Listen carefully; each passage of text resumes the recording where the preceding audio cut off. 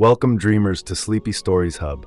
Join me, Alexander Nightshade, as we journey into the tiny world of Thumbelina, a classic tale by Hans Christian Andersen. This enchanting story of a little girl no bigger than a thumb is filled with wonder, adventure, and the magic of the natural world. Perfect for grown-ups seeking a peaceful bedtime escape. Subscribe, relax, and let the soothing storytelling guide you to a night of restful sleep. There was once a woman who wished very much to have a little child. She went to a fairy and said, "I should so very much like to have a little child. Can you tell me where I can find one?" "Oh, that can be easily managed," said the fairy. "Here is a barleycorn. It is not exactly of the same sort as those which grow in the farmer's fields and which the chickens eat. Put it into a flower pot and see what will happen." "Thank you," said the woman, and she gave the fairy 12 shillings, which was the price of the barleycorn. Then she went home and planted it, and there grew up a large, handsome flower, somewhat like a tulip in appearance, but with its leaves tightly closed, as if it were still a bud. "It is a beautiful flower," said the woman, and she kissed the red and golden-colored petals. And as she did so, the flower opened, and she could see that it was a real tulip. But within the flower, upon the green velvet stamens, sat a very delicate and graceful little maiden. She was scarcely half as long as a thumb, and they gave her the name of Little Thumb, or Thumbelina, because she was so small. A walnut shell, elegantly polished, served her for a cradle. Her bed was formed of blue-violet leaves, with a rose leaf for a counterpane. Here she slept at night, but during the day she amused herself on a table, where the peasant wife had placed a plate full of water. Round this plate were wreaths of flowers with their stems in the water, and upon it floated a large tulip leaf, which served the little one for a boat. Here she sat and rowed herself from side to side, with 2 oars made of white horsehair. It was a very pretty sight. Thumbelina could also sing so softly and sweetly that nothing like her singing had ever before been heard. One night, while she lay in her pretty bed, a large, ugly, wet toad crept through a broken pane of glass in the window and leaped right upon the table where she lay sleeping under her rose-leaf quilt. "What a pretty little wife this would make for my son," said the toad, and she took up the walnut shell in which Thumbelina lay asleep and jumped through the window with it into the garden. In the swampy margin of a broad stream in the garden lived the toad with her son. He was uglier even than his mother, and when he saw the pretty little maiden in her elegant bed, he could only cry, "Croak, croak, croak." "Don't speak so loud, or she will wake," said the toad, "and then she might run away, for she is as light as swan's down.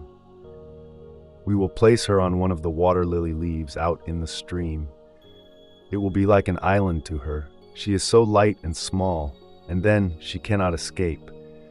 And while she is there, we will make haste and prepare the stateroom under the marsh, in which you are to live when you are married." Far out in the stream grew a number of water lilies with broad green leaves which seemed to float on the top of the water. The largest of these leaves appeared farther off than the rest, and the old toad swam out to it with the walnut shell, in which Thumbelina still lay asleep. The tiny creature woke very early in the morning and began to cry bitterly when she found where she was, for she could see nothing but water on every side of the large green leaf, and no way of reaching the land. Meanwhile, the old toad was very busy under the marsh, decking her room with rushes and yellow wildflowers, to make it look pretty for her new daughter-in-law. Then she swam out with her ugly son to the leaf on which she had placed poor Thumbelina. She wanted to bring the pretty bed, that she might put it in the bridal chamber to be ready for her. The old toad bowed low to her in the water and said, "Here is my son. He will be your husband, and you will live happily together in the marsh by the stream." "Croak, croak, croak," was all her son could say for himself. So the toad took up the elegant little bed and swam away with it, leaving Thumbelina all alone on the green leaf, where she sat and wept. She could not bear to think of living with the old toad and having her ugly son for a husband. The little fishes who swam about in the water beneath had seen the toad and heard what she said, so now they lifted their heads above the water to look at the little maiden. As soon as they caught sight of her, they saw she was very pretty, and it vexed them to think that she must go and live with the ugly toads. No, it must never be. So they gathered together in the water, round the green stalk which held the leaf on which the little maiden stood, and gnawed it away at the root with their teeth. Then the leaf floated down the stream, carrying Thumbelina far away out of reach of land. Thumbelina sailed past many towns, and the little birds in the bushes saw her and sang, "What a lovely little creature." So the leaf swam away with her farther and farther, till it brought her to other lands. A graceful little white butterfly constantly fluttered round her, and at last alighted on the leaf. The little maiden pleased him, and she was glad of it, for now the toad could not possibly reach her, and the country through which she sailed was beautiful, and the sun shone upon the water till it glittered like liquid gold. She took off her girdle and tied one end of it round the butterfly, fastening the other end of the ribbon to the leaf, which now glided on much faster than before, taking Thumbelina with it as she stood. Presently a large cockroach flew by. The moment he caught sight of her, he seized her round her delicate waist with his claws and flew with her into a tree. The green leaf floated away on the brook, and the butterfly flew with it, for he was fastened to it and could not get away. Oh, how frightened Thumbelina felt when the cockroach flew with her to the tree. But especially was she sorry for the beautiful white butterfly which she had fastened to the leaf, for if he could not free himself, he would die of hunger. But the cockroach did not trouble himself at all about the matter. He seated himself by her side on a large green leaf, gave her some honey from the flowers to eat, and told her she was very pretty, though not in the least like a cockroach. After a time, all the cockroaches who lived in the tree came to pay Thumbelina a visit.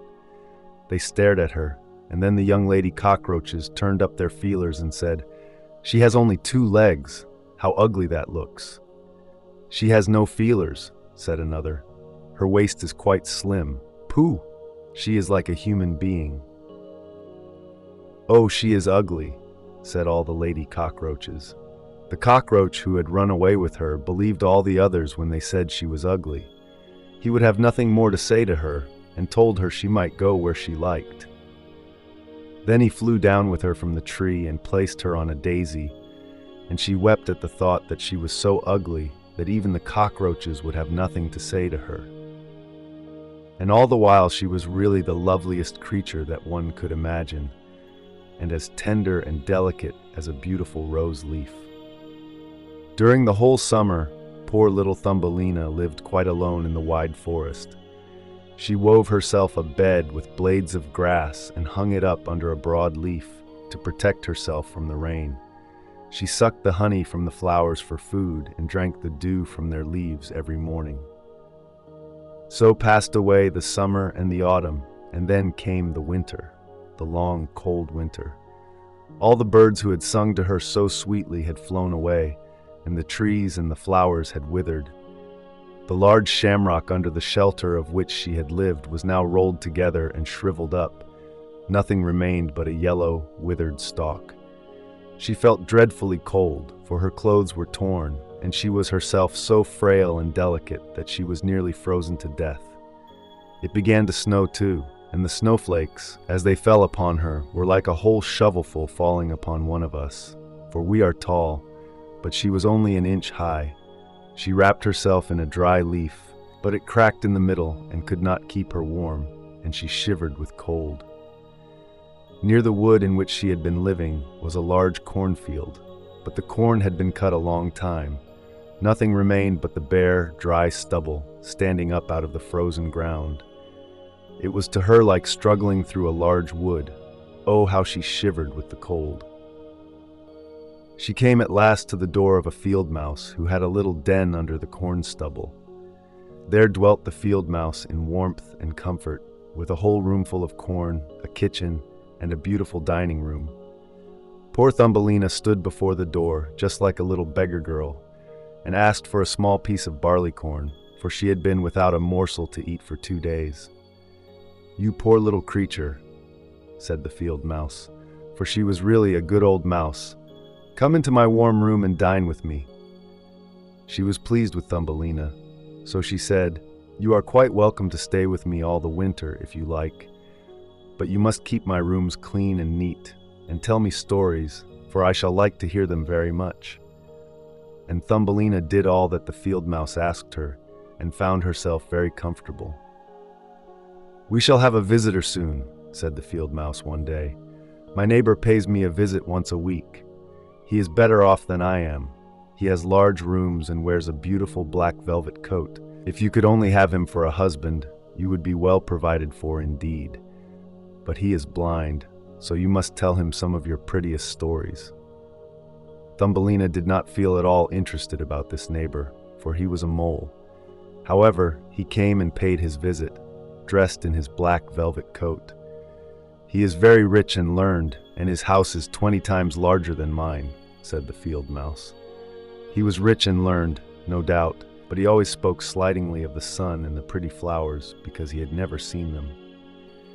Thumbelina was obliged to sing to him, "Ladybird, ladybird, fly away home," and many other pretty songs. And the mole fell in love with her because she had so sweet a voice. But he said nothing yet, for he was very prudent and cautious. A short time before, the mole had dug a long passage under the earth, which led from the dwelling of the field mouse to his own, and here she had permission to walk with Thumbelina whenever she liked. But he warned them not to be alarmed at the sight of a dead bird which lay in the passage. It was a perfect bird, with a beak and feathers, and could not have been dead long. It was lying just where the mole had made his passage. The mole took in his mouth a piece of phosphorescent wood, which glittered like fire in the dark. Then he went before them to light them through the long, dark passage. When they came to the spot where the dead bird lay, the mole pushed his broad nose through the ceiling, so that the earth gave way and the daylight shone into the passage. In the middle of the floor lay a swallow, his beautiful wings pulled close to his sides, his feet and head drawn up under his feathers. The poor bird had evidently died of the cold. It made little Thumbelina very sad to see it. She did so love the little birds. All the summer they had sung and twittered for her so beautifully. But the mole pushed it aside with his crooked legs and said, "He will sing no more now. How miserable it must be to be born a little bird. I am thankful that none of my children will ever be birds, for they can do nothing but cry tweet, tweet, and must always die of hunger in the winter." "Yes, you may well say that, as a clever man," exclaimed the field mouse. "What is the use of his twittering if, when winter comes, he must either starve or be frozen to death? Still, birds are very high bred." Thumbelina said nothing, but when the 2 others had turned their backs upon the bird, she stooped down and stroked aside the soft feathers which covered his head and kissed the closed eyelids. "Perhaps this was the one who sang to me so sweetly in the summer," she said, "and how much pleasure it gave me, you dear, pretty bird." The mole now stopped up the hole through which the daylight shone, and then accompanied the ladies home. But during the night, Thumbelina could not sleep, so she got out of bed and wove a large, beautiful carpet of hay. She carried it to the dead bird and spread it over him, with some down from the flowers which she had found in the field mouse's room. It was as soft as wool, and she spread some of it on each side of the bird so that he might lie warmly in the cold earth. "Farewell, pretty little bird," said she. "Farewell. Thank you for your delightful singing during the summer, when all the trees were green and the warm sun shone upon us." Then she laid her head on the bird's breast, but she was alarmed, for it seemed as if something inside the bird went thump, thump. It was the bird's heart. He was not really dead, only benumbed with the cold, and the warmth had restored him to life. In autumn all the swallows fly away into warm countries, but if one happens to linger, the cold seizes it, and it becomes chilled and falls down as if dead. It remains where it fell, and the cold snow covers it. Thumbelina trembled very much. She was quite frightened, for the bird was large, a great deal larger than herself. She was only an inch high. But she took courage, laid the wool more thickly over the poor swallow, and then took a leaf which she had used for her own counterpane and laid it over his head. The next night she again stole out to see him. He was alive, but very weak. He could only open his eyes for a moment to look at Thumbelina, who stood by, holding a piece of decayed wood in her hand, for she had no other lantern. "Thank you, pretty little maiden," said the sick swallow. "I have been so nicely warmed that I shall soon regain my strength and be able to fly about again in the warm sunshine." "Oh," said she, "it is cold out of doors now. It snows and freezes. Stay in your warm bed. I will take care of you." She brought the swallow some water in a flower leaf, and after he had drunk, he told her that he had wounded one of his wings in a thorn bush and could not fly as fast as the others, who were soon far away on their journey to warm countries.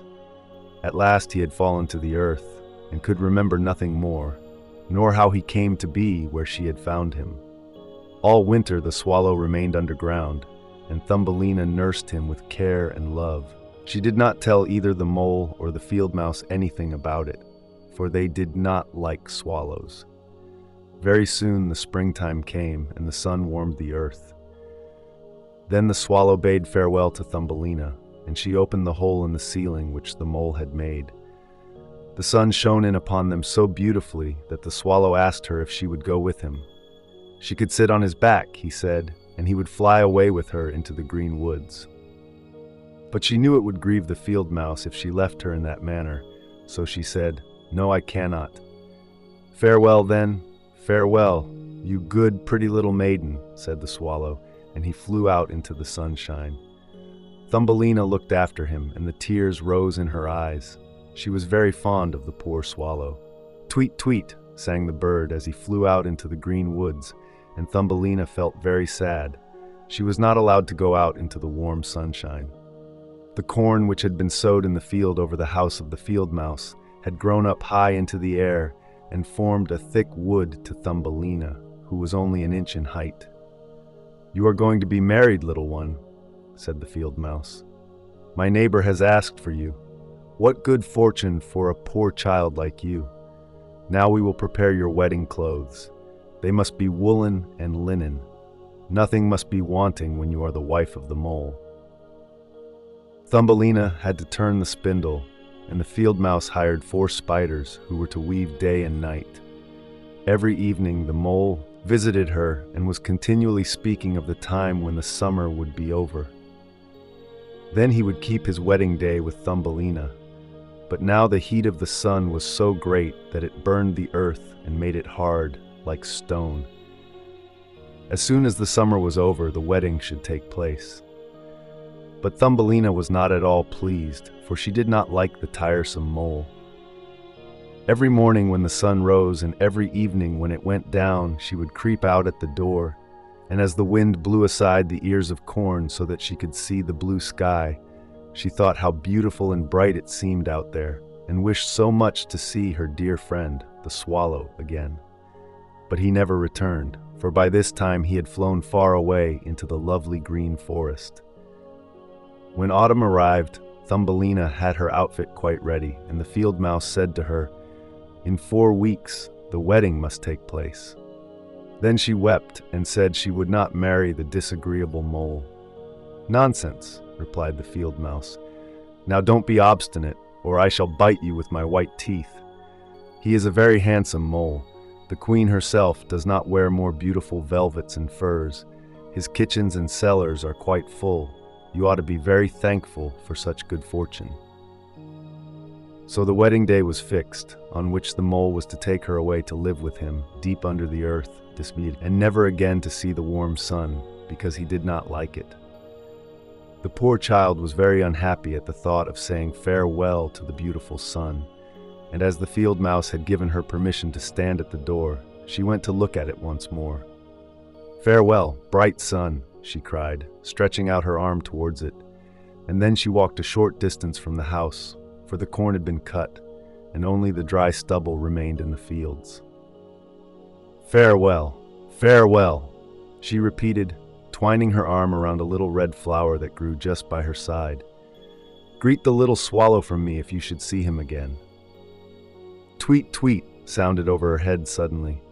She looked up, and there was the swallow himself flying close by. As soon as he spied Thumbelina, he was delighted. She told him how unwilling she was to marry the ugly mole, and to live always beneath the earth, never more to see the bright sun. And as she told him, she wept. Cold winter is coming, said the swallow, and I am going to fly away into warmer countries. Will you go with me? You can sit on my back and fasten yourself on with your sash. Then we can fly away from the ugly mole and his gloomy rooms, far away, over the mountains, into warmer countries where the sun shines more brightly than here, where it is always summer and the flowers bloom in greater beauty. Fly now with me, dear little one. You saved my life when I lay frozen in that dark, dreary passage.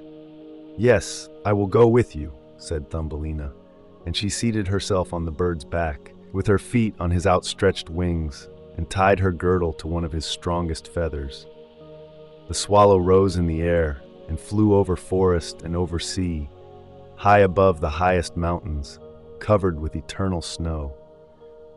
Thumbelina would have been frozen in the cold air, but she crept under the bird's warm feathers, keeping her little head uncovered so that she might admire the beautiful lands over which they passed. At length they reached the warm countries, where the sun shines brightly and the sky seems so much higher above the earth. Here on the hedges and by the wayside grew purple, green, and white grapes. Lemons and oranges hung from trees in the fields, and the air was fragrant with myrtles and orange blossoms. Beautiful children ran along the country lanes, playing with large gay butterflies, and as the swallow flew farther and farther, every place appeared still more lovely. At last they came to a blue lake, and by the side of it, shaded by trees of the deepest green, stood a palace of dazzling white marble, built in the olden times. Vines clustered round its lofty pillars, and at the top were many swallows' nests, and one of these was the home of the swallow who carried Thumbelina.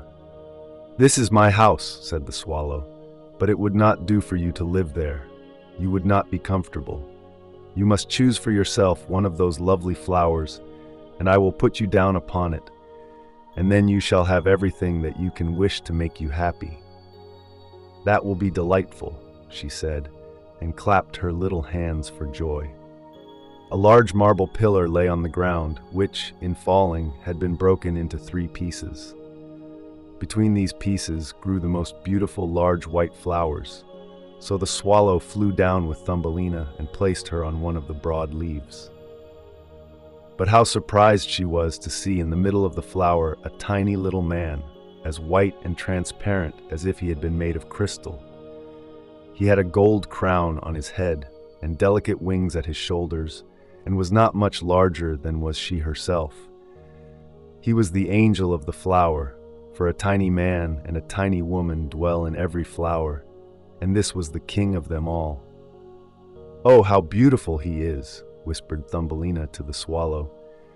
The little prince was at first quite frightened at the bird, who was like a giant compared to such a delicate little creature as himself.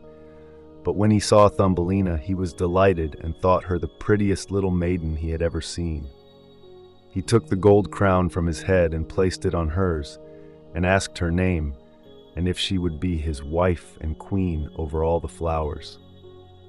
This certainly was a very different sort of husband from the son of the toad, or the mole with his black velvet and fur, so she said yes to the handsome prince. Then all the flowers opened, and out of each came a little lady or a tiny lord, all so pretty it was quite a pleasure to look at them. Each of them brought Thumbelina a present, but the best gift was a pair of beautiful wings, which had belonged to a large white fly, and they fastened them to Thumbelina's shoulders so that she might fly from flower to flower. Then there was much rejoicing, and the little swallow, who sat above them in his nest, was asked to sing a wedding song, which he did as well as he could. But in his heart he felt sad, for he was very fond of Thumbelina, and would have liked never to part from her again. "You must not be called Thumbelina any more," said the spirit of the flowers to her. "It is an ugly name, and you are so very lovely. We will call you Maya." "Farewell, farewell," said the swallow with a heavy heart as he left the warm countries to fly back into Denmark. There he had a nest over the window of a house in which dwelt the writer of fairy tales. The swallow sang, "Tweet, tweet," and from his song came the whole story.